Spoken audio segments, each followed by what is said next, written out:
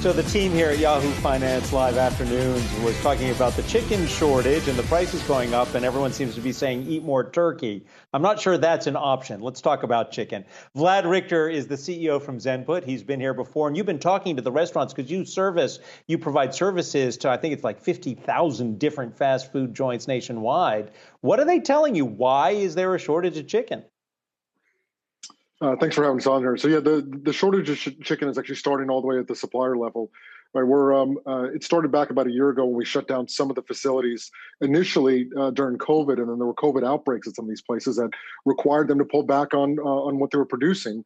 And I think you couple that today with we've seen this already with some of the benefits from the government that are coming out, where employees are choosing to stay home a little bit and taking the unemployment benefits from the government rather than go back to work. And this trickles down all the way from the supplier side down to the restaurant, right?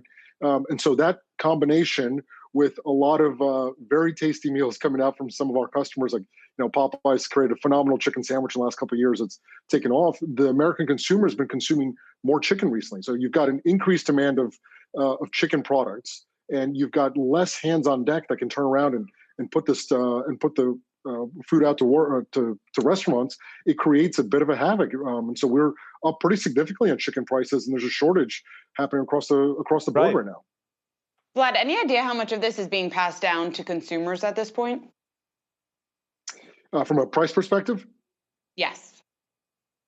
Yeah, I think we're going to see, at least from what we're hearing from our customers, is that inevitably there's going to be inflation and price increases coming down the pipe, right? Chicken prices, I think, for historically had been roughly about $1.30 a pound for a lot of our customer base, but they're starting to see prices that are $2.20 a pound instead, right? So you're seeing a pretty big cut into potentially the profit margin for these places. Not to mention they've got increased labor costs as well, right? $15 minimum wage. Not a lot of folks that are currently in the market looking for new jobs, and this is putting immense pressure on these places, right? So we hear this pretty regularly from our customer base, whether they're in the restaurant space, whether they're in grocery, whether they're in convenience.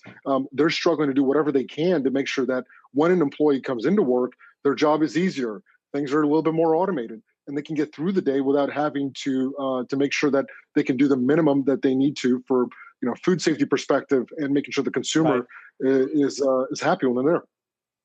I'm thinking of the old Chick-fil-A ad that says eat more beef, but again, not an option. But this is, as you said, also because of a labor shortage. And it's not just restaurants, 7-Eleven. I mean, before we came into the stream this afternoon, there was news that the 7-Eleven franchise organization that represents the franchise owners is asking 7-Eleven permission to close at 1 a.m. and not go 24 hours because they can't find enough people to staff the stores. What do you think of this?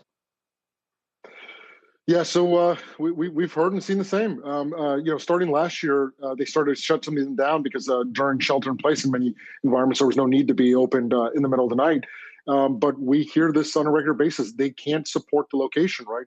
And if you can't support the location with enough labor hours that are there, enough people that can be working there, it becomes difficult to stay open, right? And people are getting back out to buy products and are going back out and shopping, but it's not necessarily in such droves that it makes sense to continue to try to stay open. So we're seeing this across the board. I don't know when we get out of this. I'm hoping towards the end of the summer, but the quote that we've heard from a lot of customers is that they feel like they're in a new pandemic now. The shortage on the labor side and the supply of certain products is causing them a lot of strife, right? So imagine in June, July, when we're all back out traveling, we're trying to go, we're tired of cooking at home. We want to eat out a little bit more, and there's nobody there to serve us, right? So it's going to cause for some interesting pain over the summer because there's a lot of intent or pent up demand that consumers have in terms of going out there and shopping and having fun again. Vlad Rikhter, CEO from Zenput, thank you for joining us here on Yahoo Finance Live.